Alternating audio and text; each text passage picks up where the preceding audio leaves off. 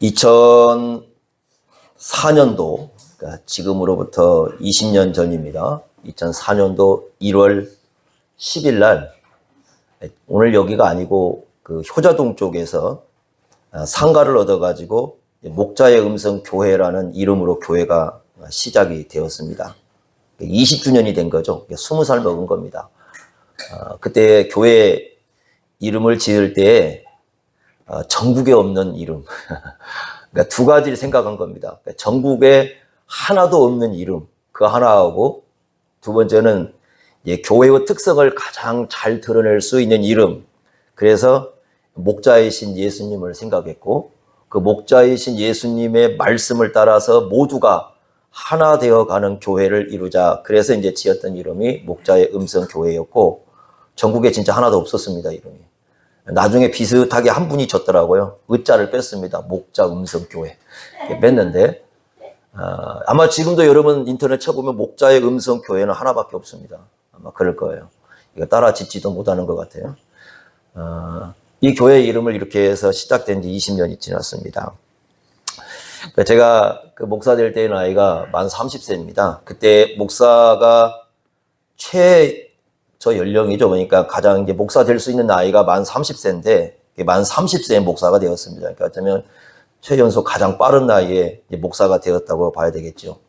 그리고 목사가 됐는데, 목사가 되기 이전에 이미 청빙이 됐습니다. 30살에 청빙이 되었으니까, 그것도 그냥 적은 교회가 아니라 대형 교회입니다. 대형 교회에 있으면서 전도사인데 청빙이 돼가지고, 이 목회를 해야 했습니다. 공부를 더 하려고 계획을 했다가 그래서 이제 그때 교회 사임서를 내고 공부를 하려고 생각을 하고 전주로 나오려고 했는데 교회에서 붙잡았습니다. 장로님들은 11명이었습니다. 다 나이 드신 장로님들이 앉아 계시는데 혼자 그 29살, 30살 이제 먹은 젊은 애가 하나 앉아가지고 당회를 이끌어야 되는 엄정한 그 무게를 느낄 수 있는 그런 자리였습니다. 빠른 나이에 목사가 됐고 또 교회를 인도해야 되는 지도자 역할을 했습니다. 그 전도사 때부터 시작하면 그렇게 해서 이제 목회가 한 30년 목회를 해온 것 같아요. 교회는 이제 이 전주에 세워지고 20년의 세월이 흘렀습니다. 목회를 하면서 아마 내가 어떤 목사가 돼야 되는가, 그리고 교회는 어떤 교회를 이루어야 되는가, 그걸 생각하지 않은 목사는 없을 겁니다. 근데 그게요, 목회를 시작할 때가 아니라 목회를 하면 할수록 고민은 더 깊어져요. 사람들을 대하면서 수많은 사람들을 대합니다.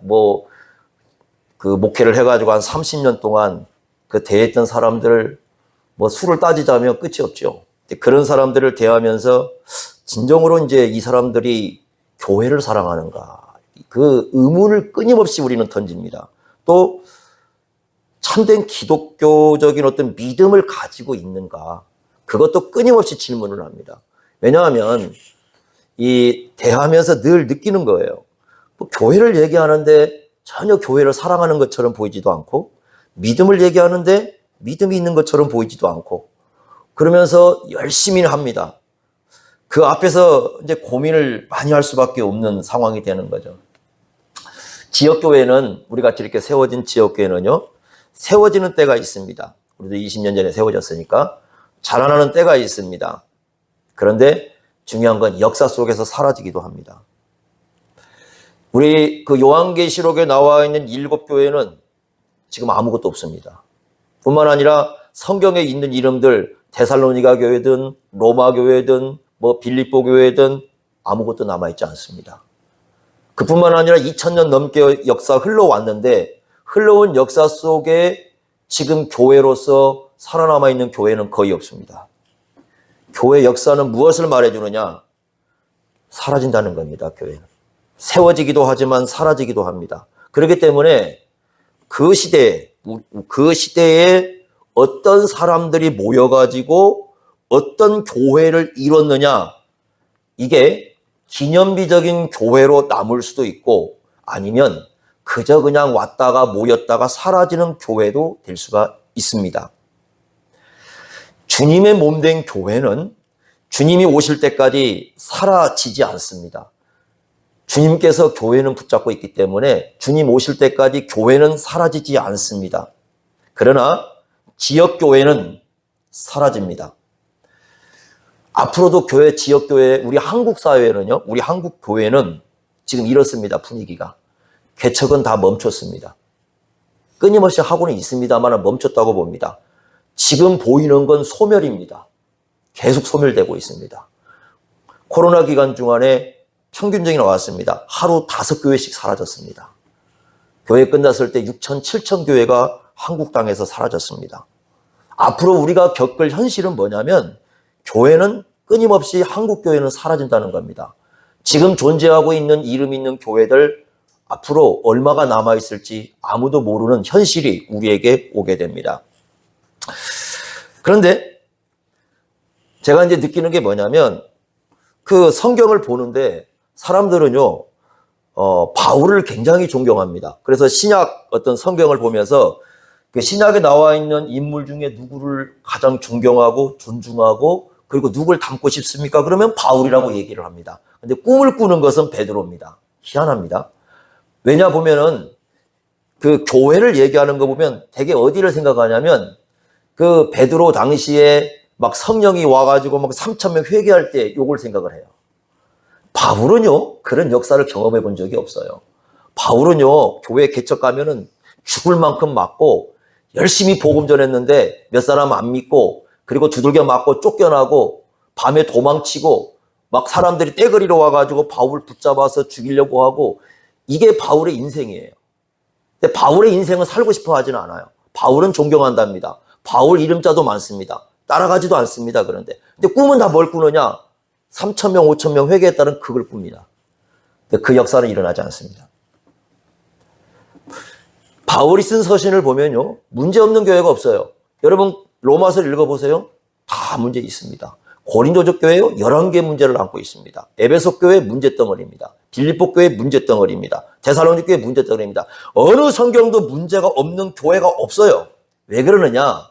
항상 모든 시대의 교회는 사탄의 위험 속에 놓여 있고 그 다음에 이 사람들이 가지고 있는 개인적인 욕망, 욕심, 자기밖에 모르는 이기심 이것을 가지고 신앙으로 둔갑해가지고 끊임없이 교회를 괴롭힙니다. 그뿐이겠습니까? 이단들의 가르침은 교회를 계속 무너뜨리려고 침투해 들어옵니다. 그런 속에 교회는 존재했고 그러다가 교회는 그런 것들과 싸우다가 결국은 역사 속에서 사라졌습니다.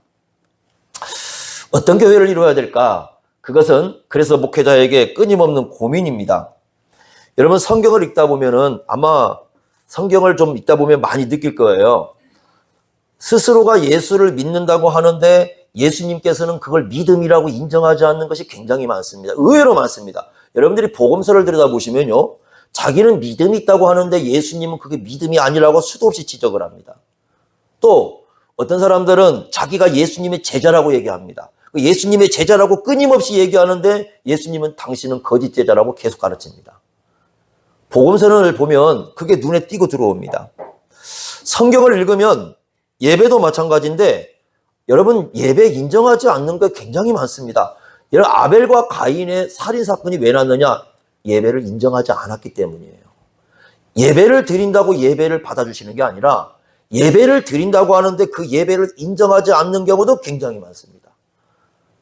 기도는 어떻습니까? 우리는 기도하면 하나님이 들으신다고 생각하는데 이사야 1장을 가보세요. 기도를 엄청나게 많은 사람들이 기도하는데 주님께서는 아예 기도를 안 받겠다고 하십니다. 예레미야서를 읽어보세요. 하나님께서 뭐라고 말씀하시냐면 기도 질렸다고 하지 말라고 합니다. 무슨 일일까요? 예수님은 기도에 대해서 뭐라고 하십니까? 마태복음 6장 열자마자 그런 기도 하지 말라고 그래요. 이방인들과 같은 기도, 중언부언하는 기도, 뭐 이런 거 하지 말라고 아예 그렇게 말씀합니다. 그 얘기는 무슨 말이냐면 예배를 드린다고 예배를 받으시는 게 아니고 기도를 한다고 기도를 받는 게 아니고 오히려 안 받는 경우가 훨씬 더 많다는 거예요. 그러면 스스로는 굉장히 종교적입니다. 종교적인데 예수님께서 인정하지 않습니다. 문제는 뭐냐면 그걸 고민도 하지 않아요. 신앙생활하면서 고민하지 않습니다. 우리 한국교회는 특별히 이제 그 질문하는 걸 싫어합니다. 그런데 이 질문하는 것은 굉장히 중요한 거거든요. 왜 그러냐면 눈을 뜨고 있다는 겁니다. 여러분 자녀들이 어릴 때부터 자랄 때요. 이 자라는 자녀들이 아주 어릴 때는 부모에게 잘 질문을 안 씁니다. 그런데 어느 순간에 이 아이들이 부모들이 생각하지 않는 질문을 퍼붓기 시작합니다. 부모들은 당황스러워합니다. 왜냐? 아이가 지금 그건 어떤 증명이냐면 성장했다는 것이고 눈을 뜨고 있다는 거거든요. 그걸 못 받아들이는 겁니다. 그걸 받아들일 전혀 마음이 없는 거예요. 그러니까 이제 그 아이가 부모에겐 이상해 보이는 거죠. 교회가 그렇습니다. 교회가 질문을 하면 이제는 눈을 뜨고 있다는 증명인데 그걸 놓고 신앙이 없다고 몰아붙여 갑니다. 그러다 보니까 어느 순간에 질문도 하지 않습니다. 이게 현재 교회의 현실입니다. 여러분들은 아마 성경을 읽을 때 어떤 생각을 할지 모르겠어요. 성경을 계속 읽다 보면 질문이 안 나올 수가 없습니다. 자, 마태복음 7장 21절에 주여 주여 하는 자마다 천국에 들어갈 수가 없다. 왜? 주여 주여 하면서도 아버지의 뜻대로 하지 않는 사람이 너무 많다. 그것도 적다고 하지도 않아요. 예수님이 엄청나게 많다고 그래요. 많은 사람들이 그럴 것이다 라고 얘기를 합니다. 그런데 주여 주여 하는데 실제로 우리 한국교회는요, 외국에 없는 것도 있어요. 주여 삼창이라는 것도 있잖아요. 얼마나 주를 많이 부릅니까? 주여라고 부르고 모이는 곳에서 주여 부르고 주여 삼창도 부릅니다. 그런데 실제로 만나보면 주님의 뜻에는, 주님의 말씀에는 별로 관심이 없어요.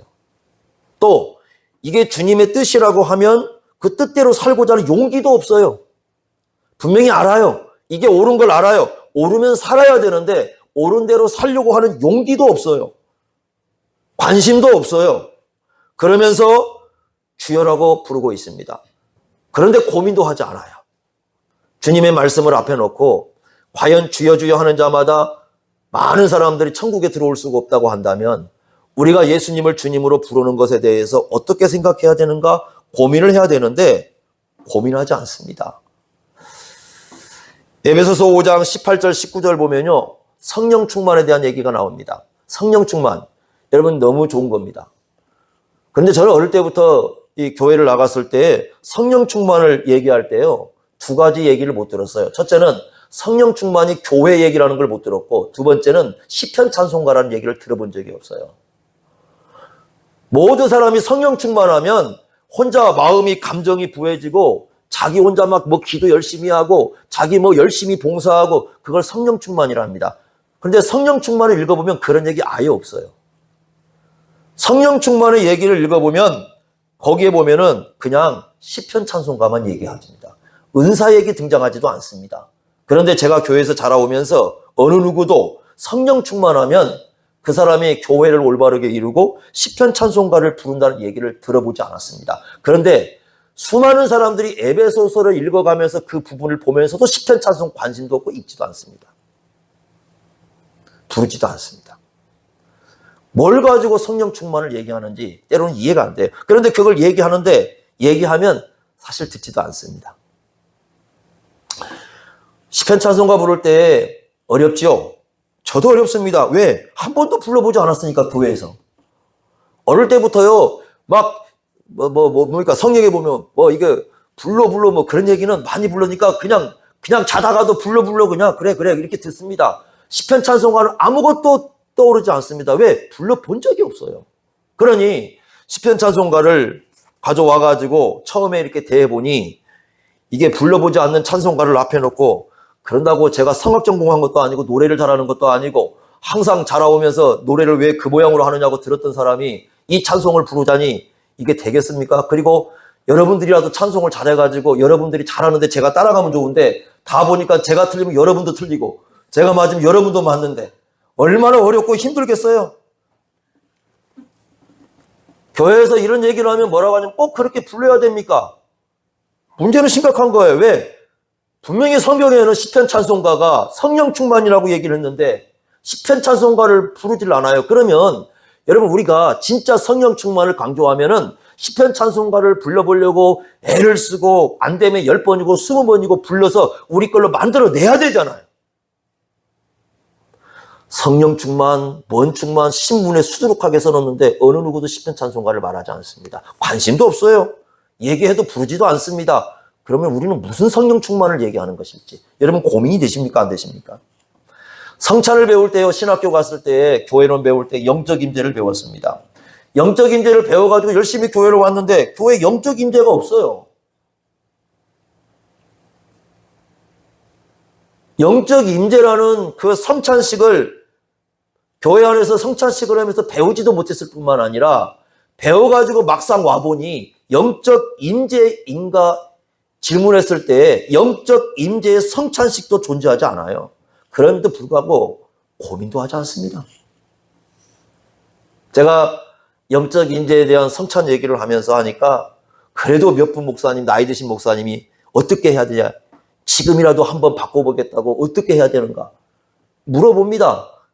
물어보는데 이거 우리나라에서는 이 제대로 알지를 못하니까 외국에서 가르치는 어떤 그 영적 임재를 하고 있는 성찬식을 저도 수도 없이 그거 보면서 학습하면서 또다시 고민하면서 그래야 답을 얻어요. 왜? 우리나라에서는 그걸 제대로 본 적이 없어요.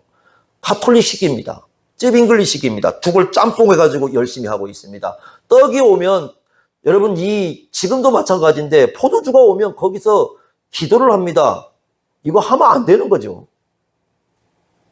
떡이 오면 묵상을 합니다. 이상한 성찬식입니다. 그런데도 불구하고 고민하지 않습니다. 성찬식이 너무나 중요한 교회 표지라고 가르치면서도 이 성찬식을 하면서 고민하지 않습니다. 믿음이 좋다고 그래요. 믿음이 좋다고 그러는데 그럼 믿음이 좋으면 우리의 믿음의 대상인 예수님에 대해서 잘 알아야 될 거 아니겠습니까? 근데 믿음이 좋으면 예수님에 대한 얘기를 물어보면 잘 알아야 되는데 예수님에 대해서 물어보면 몰라요.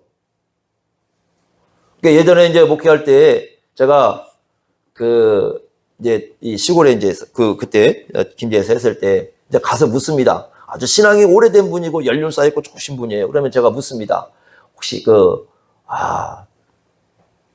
어떻게 지금 천국에 들어와 계십니까? 뭐 죽어서 천국 가십니까? 뭐 요거 질문은 조금 그렇고 어떻게 천국 생활 지금 하고 계십니까? 하나님 믿습니까? 믿습니다. 뭐 다 잘합니다. 믿음이 어떻습니까? 제 정도 괜찮죠. 그래. 그럼 예수님에 대해서 아시는 거 있습니까? 이제 마지막 질문입니다. 그거 잘 기억을 못 하겠는데. 아니, 왜요? 지금까지 예수님 믿고 왔잖아요. 그거 저한테 묻지 마세요. 저건 잘 몰라요.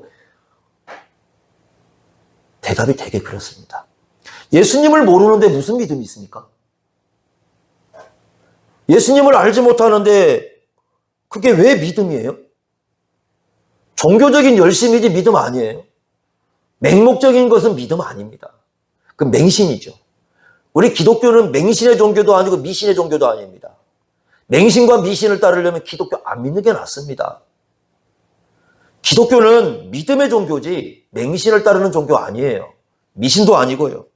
그런데 맹신적인 것, 미신적인 것 가지고 그걸 믿음이라고 생각하고 있으니 얼마나 이 교회가 어두운가를 그런 데서 볼 수가 있습니다. 직분을 가지고 있습니다. 제가 이 교회 생활을 하고 믿음 생활을 하면서 느낀 겁니다.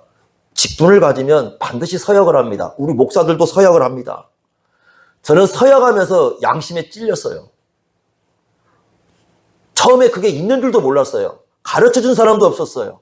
그런데 서약을 하고 보니 그 서약 속에 웨스트민스터 신앙고백서를 따르겠느냐, 교회 헌법을 따르겠느냐, 소요리 문답을 따르겠느냐 질문이 다 들어가 있습니다.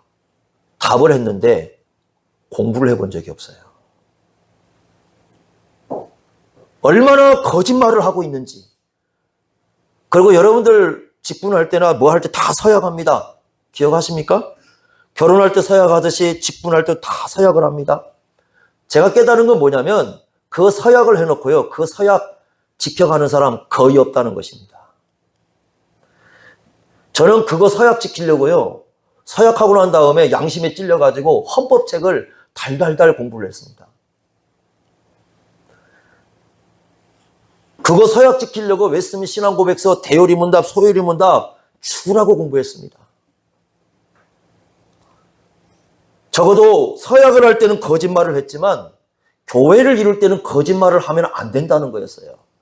그런데 실제로 그걸 고백하면서 그거 공부하는 사람 거의 없습니다. 여러분 집사직분 이상은 다 그거 서약합니다.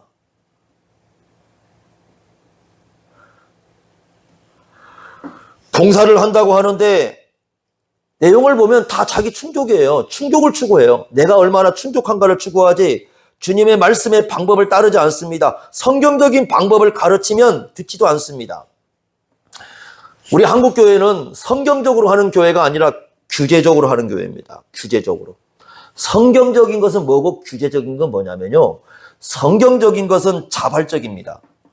하나님의 뜻이 무언가를 알고 그 뜻을 알면 자발적으로 기쁨으로 헌신하는 게 성경적 봉사고 성경적 헌신입니다. 규제는 뭐냐면요. 딱 규제를 정해놓고 이렇게 해야 된다고 하기 시작을 합니다. 그러면 거기에 짜맞춰서 돌아가는 건 규제입니다. 거기에는 억지로 합니다. 그러면 이게 억지인지 규제인지 자발인지 어떻게 하느냐? 자유를 주면 됩니다. 자유를 주어보면 자유를 주었을 때 그 자유를 가지고 계속해서 그 일을 한다면 자발성이지만 자유를 주었을 때 거기에서 벗어나기 시작하면 이미 규제를 따르고 있었던 것입니다. 그건 믿음이 아닌 거죠. 때로는 자발적으로 하라고 하면 자발성을 이용을 해먹어요. 많이 해봤습니다. 자유라고 해보면 자유 속에 숨어버려요. 그래서 어떻게 하느냐? 자유라는 이름으로 자기 마음대로 해버립니다. 고린도후서 9장 7절에 여러분 기억할 겁니다. 교회 헌금하면 딱 들어오지 않습니까? 11조 보통 봉투에 보면 이거 다 써 있습니다. 뭐라고 써 있습니까? 인색함으로나 억지로 하지 말라. 하나님께서는 어떤 사람을 사랑하신다고 되어 있습니까? 거기에 즐겨내는 자를. 그게 무슨 뜻이겠습니까? 하나님이 사랑하는 사람들은 하나님의 뜻을 알고 자발적으로 기쁨으로 자기 자신을 드리는 걸 받아준다는 뜻이거든요. 하나님의 사랑을 받고 싶다고 하면서 그렇게 하진 않아요. 무슨 신앙인지는 모르겠어요. 그리고 그걸 가르쳐 주면은 규제하지 않으면은 이제 모든 걸 하나씩 전부 이렇게 버리기 시작합니다. 인색함으로 가는 거예요. 또 그런 거 얘기하면 바꾸려고 하지도 않습니다. 예전에 했던 거 그냥 그거 갖고 와서 비판하려고 합니다. 성경에서 밝혀주고 있는 그런 모순들을 해결하면서 이 참된 믿음을 가지고 정말 우리 이 성경에서 이 지적해주고 있는 그런 모순들을 우리가 해결해가면서 진짜 믿음을 가지고 주님께서 맡기신 그 사명을 위해서 우리가 올바른 교회를 이루어가면서 우리의 마음도 썼고 우리의 시간도 썼고 우리의 물질도 드리고 그런 교회를 이루자고 얘기를 하면 이미 기성교회에 찌들어버린 그런 생각 속에 살아온 사람들은 그걸 오히려 비판을 합니다. 예전에는 그 믿음을 말하고 예수님을 말하면서 오히려 예수님을 이용하면서 성경에 맞지 않는 이상한 그 행동을 하잖아요. 화가 났어요. 어때는 잠도 오지 않아요. 그냥 밤새 도대체 이건 뭐지? 이 신앙은 뭐고 이건 뭐지? 잠도 오지 않고 화도 막 나고 속에서요. 근데 지금은 화도 안 납니다. 얼마나 많은 사람들이 찾아왔다가 얼마나 많은 사람이 돌아갔는지 모릅니다. 기성교회가 이게 아니다. 우리도 기성교회는 맞아요. 근데 일단 신앙생활 이게 아니다 생각하고 찾아옵니다. 그리고 올바른 걸 가르쳐줍니다. 그런데 다시 주님께서 말씀하신 대로 개가 토한 거 다시 먹듯이 돼지가 다시 뒹굴듯이 다시 옛 것을 찾아서 돌아가는 사람 수도 없이 왔다 갑니다. 시간이 지나면서 성경을 통해서 깨달았습니다. 뭘 깨달았느냐? 은혜를 주시고 변화시키는 분은 성령이시지 제가 아니라는 거예요. 목사의 책임은 말씀을 올바른 데 가르치는 데 있고 은혜를 주시고 사람을 변화시키는 분은 누구십니까? 성령이셔요. 하나님께서 놔두는데 제가 어떻게 변화시키겠습니까? 그때부터 좀 자유가 오더라고요. 말씀을 제대로 가르치지 못하면 그거야 뭐 제가 주님 앞에 가서 엄청나게 지금 혼이 나겠죠. 그렇지만 사람을 은혜를 주고 사람을 변화시키는 것은 제가 하는 일이 아니라 성령께서 하시는 일입니다. 여러분들이요 저에게서 하나님의 말씀이 무엇인가 올바른 건 들으려고 생각을 하셔야 됩니다. 그런데 저에게 은혜 달라고 하지는 마세요. 1푼도 못 줍니다. 저에게 여러분 변화시킬 능력 없습니다. 그건 성령이 하시는 일이고 그건 하나님이 하시는 일이에요. 교회를 가면 이 교회 법이라는 게 있습니다. 교회 법이 있으면 제가 헌법책을 뭐 그냥 달달달 뭐 다 모든 걸 안다 그 얘기는 아닙니다. 지금도 이제 하도 이제 많은 분들이 막 문의가 오고 뭐 그러니까 늘 하는데 헌법 책이고 교회법을 이렇게 생각하는데 그 책을 보는데요. 이 올바른 해석을 해야 되지 않겠습니까? 올바른 해석을 해야 돼요. 그 문구를 놓고 올바른 해석을 해야 됩니다. 두 번째, 상식이 있어야 됩니다. 그걸 상식이 있어야 돼요. 근데 제가 깨달은 건 뭐냐면 자기가 법이에요. 그러니까 자기 생각이 안 맞으면 전부 무시해버리고 자기 생각이 아니면 법이 이거라고 해도 불법이라고 하고 공의가 없다고 그러고 상식도 지키지 않아요. 예의도 없어요. 얼마나 이 교회법을 놓고 사람들이 교회법을 난도질해가지고 지금도 수많은 사람들을 만납니다. 그런 사람들. 자기들 마음대로 해석해버립니다. 이걸 놓고 어떻게 교회 행정을 제대로 할 수 있을까? 교회는 여러분 사람들이 사는 사회입니다. 그러면 교회는 사람의 향기가 나야 됩니다. 예수님을 모시고 삽니다. 그러면 교회는 예수님의 맛이 나야 되고 예수님의 멋이 나와야 됩니다. 다시 말하면 두 가지가 나와야 되는 거예요. 사람다운 사람의 이 맛과 멋이 나와야 되고 예수님을 모시고 있는 맛과 멋이 나와야 됩니다. 그게 무엇입니까? 그게 사랑이고요. 그게 인내고 그게 용서하는 거고 그게 친절한 것이고 그게 섬기는 거예요. 그런데 참 보기 어려워요. 여러분들이요. 사람이 크는 건요. 말씀을 많이 알아서만 크는 게 아니에요. 사람이 크는 것은 사랑을 배우고 인내를 배우고 용서를 배우고 친절을 배우고 섬김을 배워야 사람이 커집니다. 그거를 안 배우면 절대 사람 커지지 않습니다. 세월이 지난다고 사람 성숙해지는 거 아니에요. 제가 느끼는 겁니다. 나이를 먹는다고 성숙해지는 것도 아니고 젊는다고 성숙한 것도 아니에요. 제가 처음에 신학교를 갔는데요. 그때 막 책이 쏟아져 나왔습니다. 젊은 목사들이 교회는 이렇다, 인생은 이렇다. 한 30대 먹은 목사들이 막 책을 쫙 써서 냈습니다. 베스트셀러가 됐습니다. 제가 충격받았습니다. 저에게 헌법을 가르쳤던 목사님이 신대원 3학년 때 가서 공부하는데 이런 얘기를 합니다. 인생을 60을 먹어도 지금 나이를 이렇게 먹어도 인생이 뭐라고 묻냐면 대답 잘 못하겠고 교회가 뭐냐고 물어보면 잘 알지도 못하겠는데 이제 교회를 막 시작하는 사람이 인생이 뭐고 교회가 뭐고 이런 책을 써가지고 베스트셀러 내놓고 너무 뭐랄까요 웃긴다는 거예요. 근데 그게 맞아요. 여러분 10살 먹은 애가 60대 노부부 이야기 노래를 막 짜고 부릅니다. 결혼도 안 해보고 살아보지도 않은 사람이 인생에 뭘 한다고 60대 노부부 노래를 부르겠습니까? 감동이 있습니까? 저는 모르겠어요. 저는 그런 아이들이 나와가지고 이제 막 이제 10대, 20대 애들이 나와가지고 공부해야 할 아이들이 나와가지고 저 60대, 70대가 되어야 부를 그저 그런 거 있잖아요. 사랑을 아픈 만큼 성숙해지고 뭐 그런 거 있잖아요. 그거 부르면은 과연 얘들이 이걸 어떻게 경험해보지도 않은 애들이 이걸 알고 그런 거 불러요? 우리 같은 사람들 60대, 50대 뭐 넘어서도 제대로 깨닫지 못하는 것을 뭘 알고 그거 쥐어짜고 부른다는 거죠? 저는 좀 그거 솔직히 말하면 마음이 좋지는 않아요. 교회도 마찬가지예요. 여러분 사랑을 못 배우고요. 인내를 못 배우고 용서를 못 배우고 교회를 하면서 인내할 일 얼마나 많습니까?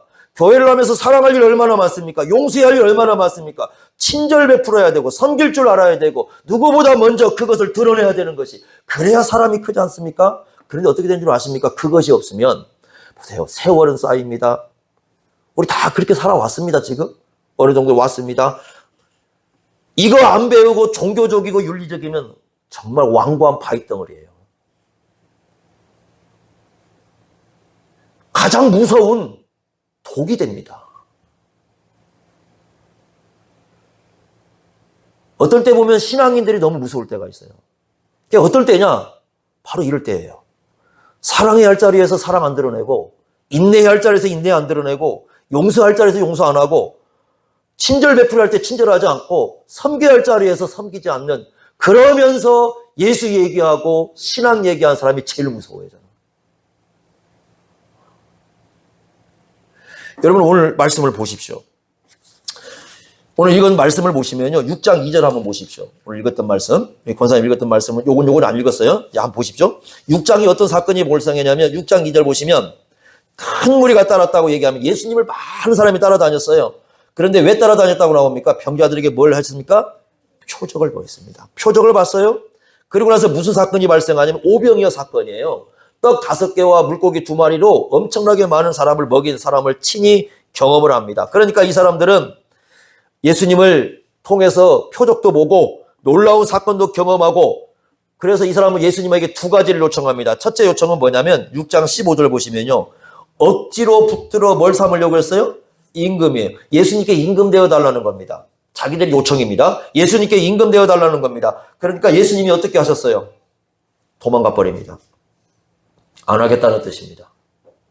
두 번째는 계속해서 떡을 공급해 달래요. 거기 뭘 얘기하냐면 뒤에 가면 만나 얘기가 나옵니다. 그러니까 광야에서 40년 동안 모세가 떡을 계속 먹여줬는데 이 한 번 주지 말고 계속 떡을 달라는 겁니다. 그러자 예수님께서 뭐라고 말씀하시냐면 33절 보십시오. 예수님이 얘기하는 건 뭘 얘기합니까? 하나님의 떡은 하늘에서 내려 세상에 뭘 주는 거다? 생명을 주는 거다. 50절 말씀 보십시오. 이는 하늘에서 내려오는 떡이니 하면서 사람으로 하여금 먹고 죽지 아니하게 하는 것이다. 하늘로부터 내려오는 떡을 말씀을 해요. 그러면 이 하늘로부터 내려온 떡이 누구냐? 35절에 자 보십시오. 35절에 예수님이 하신 직접적인 말씀이 있죠. 한번 같이 읽겠습니다. 35절 말씀 다 같이 시작. 예수께서 이르시되 나는 생명의 떡이니 내게 오는 자는 결코 줄이지 아니할 테요 나를 믿는 자는 영원히 목마르지 아니하리라. 자, 생명의 떡이 누구라는 겁니까? 예수님이셔요. 48절 보세요. 내가 곧 생명의 뭐라고 얘기합니까? 떡이다. 그러면 예수님이 진짜 하늘로부터 내려오는 떡을 얘기하면 누구 얘기하겠어요? 예수님 자신에 대한 얘기를 해야죠. 예수님 자신에 대한 얘기를 하면 예수님은 자신을 믿고 뭘 얻는다는 거예요? 영생을 얻는다는 거잖아요. 자, 그런데 보세요. 예수님을 임금 삼으려고 했던 사람들, 예수님께 계속 떡을 달라고 했던 사람들이 예수님이 자기 자신에 대해서 얘기하자 반응이 뭔가를 보십시오. 60절 보세요. 제자 중, 이거 잘 생각하셔야 됩니다. 이거 진짜 제자 아니에요. 함정입니다. 제자 중 여럿이 듣고 말하되 이 말씀이 뭐하다? 어렵다. 누가 들을 수 있느냐? 이게 반응이에요. 그러니까 예수님이 자기 자신에 대한 얘기를 하니까 어렵대요. 하나도 안 어려워요. 그런데 어렵대요. 그리고 누가 들을 수 있겠는가? 라고 얘기를 합니다. 여기 함정이 있습니다. 왜냐? 아까 말씀 60절에 제자가 진짜 제자냐 자칭 제자냐 하는 겁니다. 이게 문제. 그러니까 예수님을 따라다니는 수많은 사람들이 진짜 제자가 아니라 어떤 제자예요? 자칭 제자예요. 어떻게 알 수 있습니까? 64절 보세요. 이렇게 말씀했습니다. 그러나 너희 중에 어떤 사람이 있다? 믿지 않은 사람이 있어요. 자, 이 사람들은 어떻게 되냐? 보세요. 어떻게 나오냐면 66절 보세요. 그때부터 예수님이 이 사람들 안 받아들이죠. 그랬더니 어떻게 하냐면 그의 제자 중에서 많은 사람이 어떻게 했다? 떠나가고 다시는 그와 함께 다니지 않았다. 가짜 제자입니다. 그러자 예수님이 묻습니다. 69절에 이렇게 묻죠. 69절 아닙니다. 예수님이 질문을 합니다. 67절입니다. 예수께서 12제자에게 묻습니다. 너희도 어떻게 하려냐? 가려느냐? 그랬더니 68절에 시몬 베드로가 대답합니다. 아주 멋있는 대답이죠. 그럼 같이 한번 읽어볼까요? 68절 시작. 시몬 베드로가 대답하되 주여 영생의 말씀이 주께 있사오니 우리가 누구에게로 가오리까? 자, 영생의 말씀이 누구에게 있다고요? 주님께 있어요. 자, 그리고 69절에 신앙 고백을 하라고 합니다. 우리가 앞에서 베드로의 대답이 68절은 그죠? 그런데 69절은 우리라는 건 공동체 신앙 고백입니다. 뭐라고 고백하냐면 주는 예수님을 주님으로 고백하죠. 주라는 말이 3번 나와요 지금. 68절에 주여, 주께, 69절에 주 이렇게 나오죠. 예수님에 대한 주님으로 고백합니다. 그러면서 뭐라고 하냐면 하나님의 거룩하신 자이십니다. 여러분 이건 어디 나오는 얘기냐면 하나님의 거룩하다는 얘기는 구약에서 이사야에 나오는 얘기예요. 그러니까 성부 하나님 얘기할 때 이사야에 계속해서 하나님은 거룩하신 분이라 얘기하거든요. 그러니까 지금 예수님이 지금 누구라고 고백하고 있는 겁니까? 하나님이심을 고백하고 있는 것입니다. 이런 얘기입니다. 제자는 우리는 대중 따라가지 않겠습니다. 그런 얘기예요. 예수님이 이렇게 무리가 엄청나게 왔습니다. 물러갔습니다. 우리는 저 대중 따라가지 않겠습니다. 여기 남겠습니다. 여기 남은데 여기는 누구밖에 없어요 지금? 예수님밖에 없어요. 예수님 홀로 계시는데 우리가 예수님께 남겠습니다. 예수님께 남는 길을 선택하겠습니다. 대중 따르지 않겠습니다. 왜냐? 사람들의 의견 따르지 않겠습니다. 예수님 따르겠습니다. 왜냐? 예수님의 말씀이 무슨 말씀입니까? 영생의 말씀입니다. 여러분, 이 말씀의 문맥을 보시면 오늘 제목이 우리가 교회 20주년을 기면 삼위일체에 대한 얘기, 삼위일체 하나님의 역사에 대한 얘기를 하십니다. 한번 보십시오. 63절 보세요. 이렇게 말씀했습니다. 63절. 살리는 것은 누구시다? 영이다. 여기 영이라고 번역되어 있는데 영어 성경은 성령으로 번역되어 있습니다. 성령이십니다. 그러니까 사람의 생명을 살리는 분은 누구세요? 성령이십니다. 아까도 말씀드렸어요. 은혜를 주시고 생명을 살리고 변화시키는 분은 누구세요? 성령이십니다. 두 번째, 65절 보십시오. 65절. 누가 역사를 해야 되느냐 보십시오. 65절. 또 이르시되 그러므로 전에 너희에게 말하기를 누가 내 아버지께서 오게 하여 주시지 않으면 누구든지 내게 올 수 없다. 그러니까 예수님에게 이 사람들은 온 사람들인데 예수님 믿는 얘기입니다. 온다는 건 믿음이에요. 그러니까 예수님을 믿는 믿음은 누가 이끌어야 되는 거예요? 아버지께서. 성부 하나님께서 이끌어야만 예수님께 와요. 그러니까 예수님을 믿는 것은 아버지께서 이끌지 않으면 아무도 올 수가 없다라는 거예요. 그러죠? 그러면 이 사람들하고 뭐가 대조가 돼요? 올 수 없다 그랬잖아요. 그럼 65절 올 수 없다고 그랬는데 바로 66절에 무슨 사건이 발생했어요? 떠나가 버리죠. 올 수 없다고 했는데 떠나가 버려요. 그럼 이 사람들은 뭐라는 얘기예요? 아버지께 이끈 사람이 아니는 거예요. 그러니까 제자라고 말했지만 다 어떤 제자들이에요? 가짜 제자들이에요. 그냥 바로 예수님을 떠나버립니다. 자, 그런데 68절, 69절에 베드로는 뭐라고 고백합니까? 예수님 홀로 계시는데 대중을 따라가는 게 아니라 예수님 홀로 남으시는데 예수님과 함께 하겠습니다. 지금 이 사람은 어떤 사람이에요? 아버지께서 이끈 사람이죠. 예수님께 남았습니다. 남는 이유가 뭐예요? 영생의 말씀이 누구에게 있다? 주님께 있다. 굉장히 중요하죠. 어떤 교회가 생명력 있는 교회며 어떤 교회가 하나님께서 기뻐하시는 교회인가? 주님께서 계시는 교회입니다. 주님께서 계시는 교회는 어떤 교회인가? 왜냐하면 주님은 눈에 안 보이고 모두가 있다고 하지 않습니까? 어떤 교회인가? 이 말씀을 보면 베드로의 고백에서 알 수 있습니다. 뭐가 있습니까? 영생의 말씀이 있습니다. 삼위 하나님께서 역사하는 교회는요, 삼위일체 하나님께서 존재하는 예배, 삼위일체 하나님께서 존재하는 교회는 예수님이 계시는 교회입니다. 예수님이 계시는 교회. 어떤 사람이 이런 얘기입니다. 이 교회도 교회고 저 교회도 교회. 아닙니다. 틀렸습니다. 이 교회도 교회고 저 교회도 교회는 아니에요. 그럼 이단도 교회입니까? 주님께서 계신 교회가 교회예요. 주님께서 계신 교회가 교회인데 주님께서 계신 교회는 뭐가 있는 교회예요? 영생의 말씀이 있는 교회입니다. 이게 교회를 바라보는 굉장히 중요한 시각이에요. 그래서 여러분들이 교회를 올바로 우리가 해야 할 때는 이 성경 전체를 가지고 구약부터 신약까지 누구 얘기하려고 하겠습니까? 설교를 들어보면 알잖아요. 누구 얘기하는 겁니까? 예수님 얘기하는 거잖아요. 왜? 예수님을 들어야 뭘 얻을 수 있어요? 영생을 얻을 수 있어요. 그래서 교회가 진정한 교회가 되려면 어떻게 해야 되느냐? 예수님을 배워야 됩니다. 그리고 예수님의 말씀을 들어야 됩니다. 그리고 예수님의 말씀에 따라서 교인들이 함께 마음을 모으고 함께 힘을 모아가지고 영생의 말씀이 여기 있음에 신앙 고백하면서 이 예수님을 따라서 가려고 모든 힘을 모을 때에 그 교회가 올바른 교회의 역할을 감당할 수가 있습니다. 그게 중요한 거예요.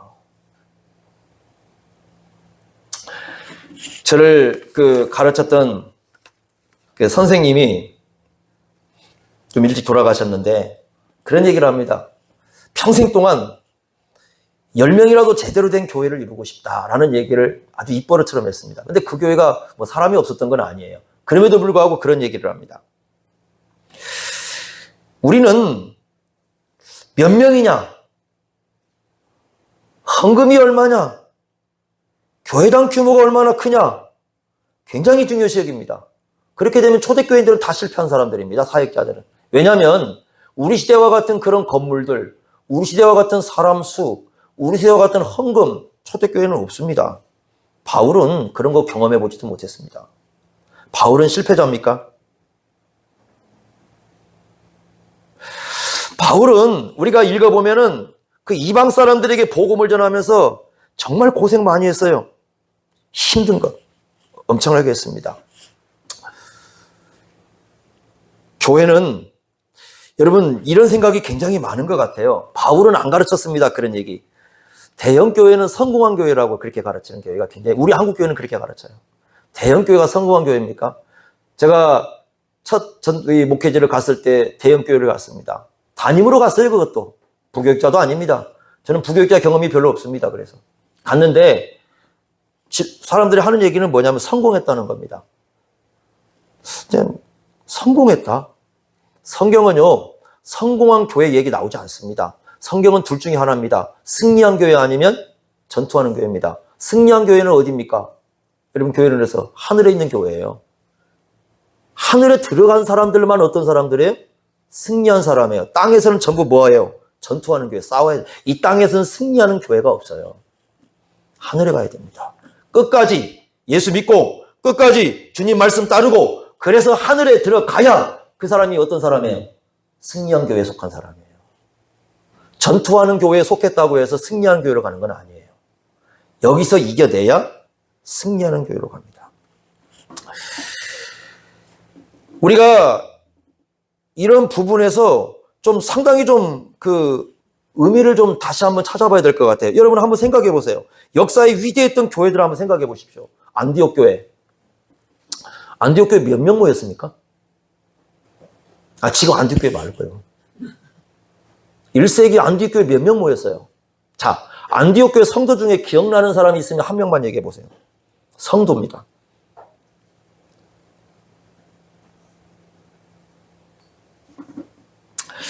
그러면 다시 뒤집어 놓고 보겠습니다. 자, 에베소 교회 아시죠? 에베소 교회 몇 명 모였습니까? 에베소 교회에 기억나는 성도 하나 얘기해 보세요.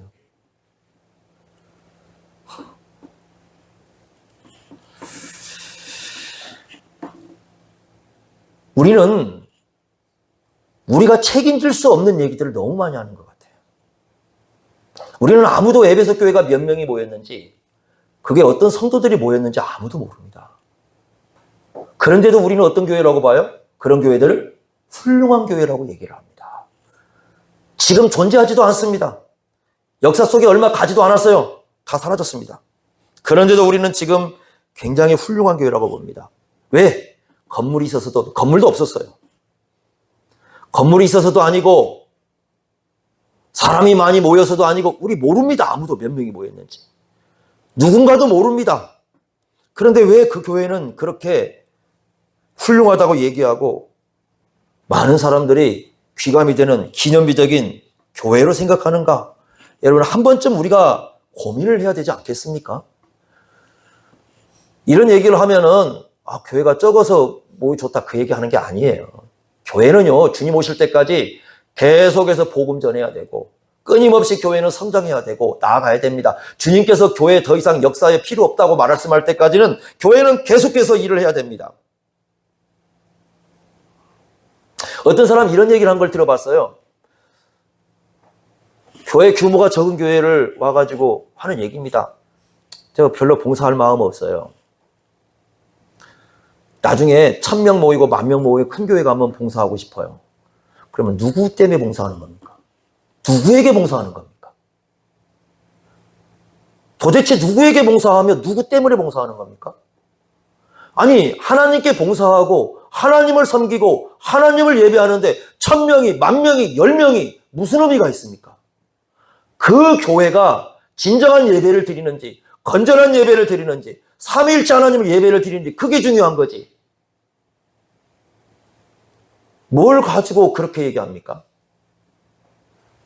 얼마나 교회를 소홀히 여기고 얼마나 교회를 가볍게 여기는가, 이런 데서 여러분 생각해 볼 수가 있습니다. 하나 질문해 보십시오. 여러분, 디모데에 보면 교회를 뭐라고 불렀습니까? 진리의 기둥과 터라고 불렀습니다.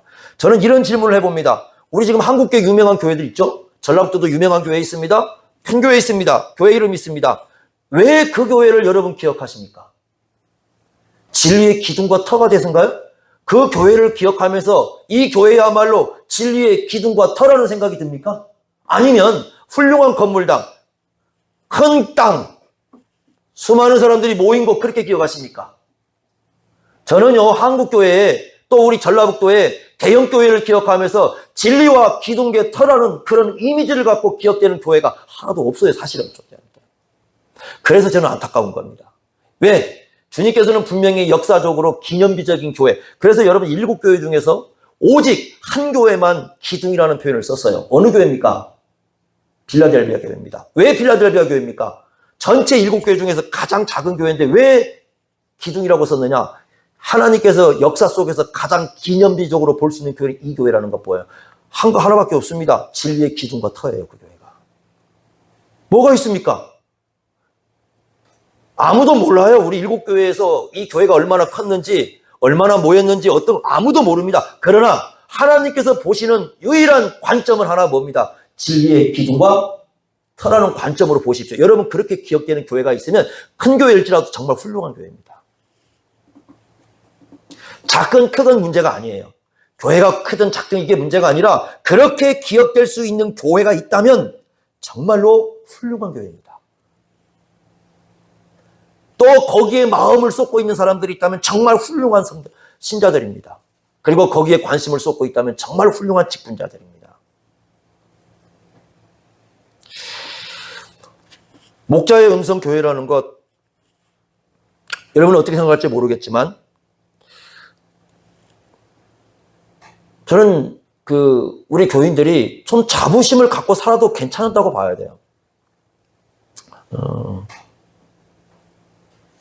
여러분 일단 코로나 견뎌왔잖아요. 코로나 때요, 우리 예배 거의 다 드렸습니다.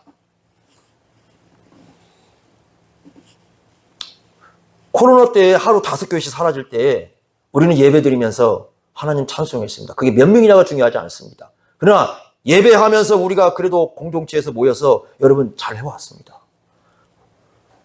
경고하자는 뜻입니다. 주일학교 했습니다. 주일학교 하지 말라고 학교에서 공문까지 다 보내고 별 다 했습니다. 그래도 우리 주일학교 예배 드렸습니다. 식사했습니다. 비록 부분적으로 했지만 지금 우리가 식사 다시 시작했습니다. 지금 여러분 코로나 끝나고요, 교회가 위에서부터 아래까지 다 지금 진통 겪는 게 뭔지 아십니까? 식사 문제예요. 이번 새해 들어와서 식사 문제 때문에 교회 싸웠다고 여러 군데 들려옵니다. 식사를 안 하려고 합니다. 이제 용업을 사가지고 와서 식사를 시키고 있어요. 지금 이런 현실입니다. 교회가 이렇게 지금 완전히 무너진 어떤 그런 모습들을 지금 보여주고 있습니다.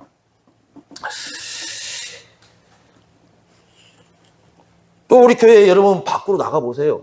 밖으로 나가서 목자의 음성 교회에 대한 얘기를 해보십시오, 여러분들. 그래도 이 목자의 음성 교회에 대한 이 관심도도 높고요. 이 몇 명인지는 몰라요. 관심 없어요, 여기에 대해서. 이건 전혀 관심 없습니다. 문제는 뭐냐면 목회자가 나가서 진리를 위해서 어떤 일을 하느냐 할 때 교회가 지지해 주냐가 중요한 거예요. 그러니까 교회가 지지하지 않으면 아무것도 못합니다. 신학교를 가고 노예를 가고 목회자 성경 공부를 하고 끊임없이 그 어떤 20년 동안 사역해 오면서 우리 교회는 한 번도 여기에 대해서 걸림돌이 되어본 적이 없어요. 그러면요, 진리에 대해서 그만큼 교회는 공헌을 해온 겁니다. 20년 역사지만 우리가 이 교회를, 여러분 목자음성교회를 기억할 때는요, 이게 이 교회가 어디 있는지 모르는 사람이 대부분이에요. 이 교회가. 그러죠? 여기 어디 몰라요. 거의 모릅니다. 여기 찾아오라면 못 찾아와요. 딴 데 가가지고 거기냐고 물어봐요. 다른 데 가서 예배 드린다고 하시는 분도 계시잖아요. 여기 온다고 했다가. 그러죠? 몰라요, 이 교회. 수가 몇 명이 모였는지 아무도 몰라요, 이 교회. 어떤 사람들은 막 이 교회가 엄청난 줄 알아요. 또 아시는 분들은 또 와가지고 한 번씩 예배 드리고 한 사람은 아이고 이것밖에 안 돼요. 안쓰러워 할 거 없어요. 안쓰럽지 않습니다. 또 이 교회가 헌금이 얼마냐 아무도 몰라요. 우리 교회 모릅니다. 그런데 우리 교회를 와본 적도 없고 건물도 모르고 사람도 모르고 규모도 모르면서 우리 교회를 내면은 대단하다고 봅니다. 왜 그럴 것 같아요? 이 교회에서 나올 수 있는 게 아무것도 없어요. 이 교회는 하나밖에 없습니다. 이 사람들에게 물어보세요. 단 하나밖에 안 나와요. 말씀이라는 것밖에 안 나옵니다. 답이. 물어보세요. 말씀 하나밖에 안 나와요. 답이.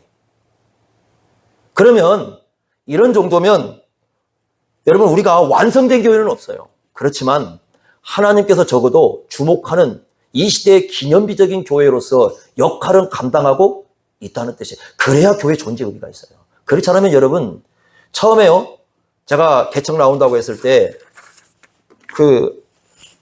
대형 교회 있었으니까요. 어차피 그 담임이 있었고 이미 이름이 나 있었으니까 여러 군데서 연락이 왔어요. 역시 대형 교회입니다. 여기저기 다 연락이 왔어요. 그리고 이제 나올 때 저를 가르쳤던 스승님하고 대화를 했습니다. 그때도. 근데 이제 그 질문은 그겁니다. 과연 수많은 교회들이 생기고 있는데 뭘 어떻게 어떤 부분에서 다르게 하기 위해서 만약에 일반 존재하는 교회와 똑같이 하려고 한다면 현재 존재하는 교회와 다 그냥 그대로 하려고 한다면 하지 마라. 차라리 들어가라. 만약에 현재 있는 교회와 다른 성경적인 교회를 정말 이룰 소원이 있고 그걸 싸울 용기가 있다면 해라. 이렇게 말씀하시더라고요. 그것 때문에 몇 개월 고민했습니다. 그래서 결단을 내렸습니다. 대형교회에서 콜이 왔을 때 다 거부했습니다. 그냥 그래도 주님께서 기뻐하시는 교회를 이루는 것이 우리가 가야 할 길이다. 확신을 가졌어요. 그래서 우리는 시작한 겁니다. 그렇기 때문에 처음부터 여러분 크냐 작냐는 관심이 없었어요. 그러니까 결국 중요한 건 뭐냐면 여러분이나 저나 다 주님께서 기뻐하시는 그러한 건전한 교회냐, 이게 우리가 지금도 생각해야 되고 앞으로도 생각해야 됩니다. 언제까지 목자의 음성교회가 존재할 것인가 모릅니다. 언젠가는 사라집니다. 분명히 이 교회도요. 사라집니다. 그렇지만 적어도 이 시대에 우리가 모였던 사람들이 모여서 무엇을 했느냐고 질문했을 때 진리를 위해서 기둥과 터의 역할을 하려고 이렇게 했다라는 분명한 역사적 표적은 우리가 갖고 가야 됩니다. 그래야 주님께서 기뻐하시는 그런 모습으로 우리가 설 수 있습니다. 그렇지 않으면 여러분 우리는 또다시 이 땅에 그냥 왔다가 사라져버리는 존재밖에 안 되는 겁니다. 기억하십시오, 여러분. 20주년이면 이제는 청년입니다. 지금부터는 교회가 역할을 해야 됩니다. 이제 더 역할을 할 수도 있습니다. 우리 주위에도 역할을 할 수 있고 우리는 더 많은 역할을 해야 됩니다. 올해부터 더 이제 복음을 전하는 일에 우리는 박차를 가해야 됩니다. 힘을 내어서 함께 모아가지고 앞으로 이 교회를 세워나가는데 힘을 쏟아야 됩니다. 여기에는 끊임없는 사단의 공격도 있고 세상의 공격도 있고 우리의 욕심도 뛸 것입니다. 이 모든 걸 이겨가면서 우리는 또다시 전진을 해야 될 것입니다. 주님께서 오시는 날까지는 또 교회가 존재하는 날까지는 우리는 그렇게 가야 할 것입니다. 그런 마음을 먹고 우리에게 주어진 삶을 여러분 교회에 드리시기 바랍니다. 그래야 의미 있는 교회, 의미 있는 삶을 이룰 수 있다는 것을 꼭 마음속에 기억할 수 있기를 바랍니다. 기도하겠습니다. 하나님 아버지, 우리에게 교회를 이루도록 하시고 이 교회를 통해서 주님 나라를 이루어갈 수 있도록 귀한 은혜 주심을 감사합니다. 주님 말씀하신 대로 진리의 기둥과 터가 되는 역할 감당케 하시고 우리에게 위임하신 사명이 있습니다. 그 사명을 올바로 감당하고 그 사명에 우리 자신들을 올바로 드리면서 주님 말씀 따라갈 수 있는 저희들이 될 수 있도록 함께하여 주옵소서. 영생의 말씀이 주께 있사오니 라는 신앙 고백이 우리 안에 있으면서 교회를 이룰 수 있도록 주께서 붙잡아 주시옵소서. 예수님의 이름으로 기도하옵나이다. 아멘.